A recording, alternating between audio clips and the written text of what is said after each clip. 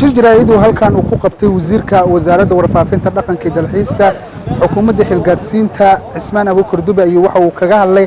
xaaladihii ugu dambeeyay dalka arrimaha doorashooyinka iyo sidoo kale kiiska dacwadda badda ee iminka yaala maxkamadda Hague. wasiir Dube ayaa sheegay in shirku uu ku dhawaaqay madaxweynaha madaxweyneedkiisa uu dhilaaday in uu ka dhici doono xerada Afisyooni isla markaana ay ka qayb gali doonaan dhammaan maamul goboleedyada iyo gobolka Banaadir laguna dhameystiri doono heshiiskii 17 September ay wada gaareen madaxda dawladda iyo dawlad goboleedyada gobolka Banaadir. madaxweynaha Jamhuuriyadda Federaalka Soomaaliya xalayto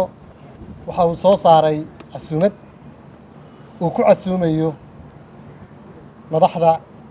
dawladda xubnaha ka dawladda federaalka in la isugu yimaado shir 22 bishan Maarso oo ku beegan Isniinta. shirku wuxuu ka dhici doonaa Afisyooni Center xarunta Afisyooni oo ay leeyihiin ciidamada cirka Soomaaliya. xarunta Afisyooni Center ayaa loo diyaariyay waxaana hawsha qabanqaabadeeda iyo diyaarinteeda ku hawlan xafiiska ra'iisul wasaaraha. waxaan rajaynaynaa inaan dalkani oo inoo ajenda noqon doonta 3 kelmadood oo ah doorasho waxaan runtii aad uga xunnahay iyadoo dalku doorasho aadayo in siyaasiyiinta qaar ay ku mashquulaan inay sameeyaan isbahaysiyadaas oo ah doorasho la dirir isbahaysiyada doorasho la dagaalanka ama doorasho diidkaahi waxay inagu celinayaan jid qaldan iyo jid dib u dhac. waxaynu ka soo gudubnay caqabado badan caqabadahaynu ka soo gudubnayna waa tan hadda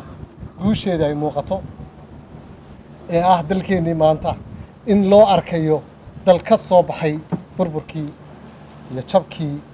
iyo qaranjabkii oo u soo gudbaya dal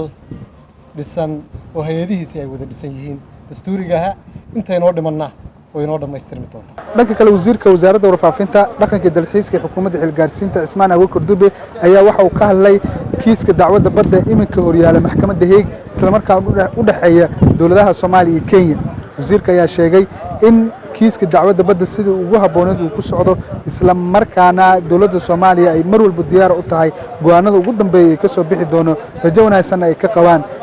in kiiskan dacwadda badda loo xukumi doono Hague yaal. waa taqaanin kiis maxkamad ku jira lagama hadlo sababtoo ah waa maxkamad waa garna laba qof kama wada qosliso kama hadlayo laakiin waxaan ka hadlayaa shalay warqad ka soo baxday dawladda aan jaarka nahay ee dariska nahay Kenya. warqaddu runtii waxay ahayd warqad aan ka turjumaynin ilbaxnimada dawladda. kiiska la isku hayo iyo waxa warqadda ku qornaa Ismaaciil ahayn. waxaan xasuustay markaan warqadda akhrinayay iyo sida ay uga qaadatay maxkamadda uga baaqatay dawladda Kenya nin odaya oo weynaaday oo cimriyey ayaa wuxuu arkay nin dhalinyaro ah oo tacab ku jiro oo beer falayo marka عبد الفتاح مؤمن 5 TV وزارة الورفافينتا مقدشة.